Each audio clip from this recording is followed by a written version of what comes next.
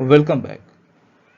So this particular question asks us to determine whether the given statement is true or false. So let us take the statements one by one and go through the solutions.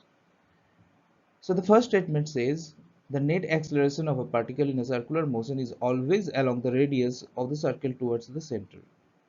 It is a false statement.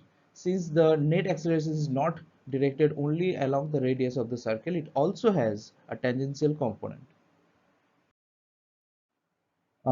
This particular statement says the velocity vector of a particle at a point is always along the tangent to the path of the particle at that point. This is true because particle moves on the circumference of the circle, thus at any its direction should be tangential in order to move in a circular orbit. The next statement says the acceleration vector of a particle in uniform circular motion averaged over one cycle is a null vector. This is true. In uniform circular motion, acceleration is radially outward all along the circular path. So in one complete revolution, all the vectors are cancelled and the null vector is obtained.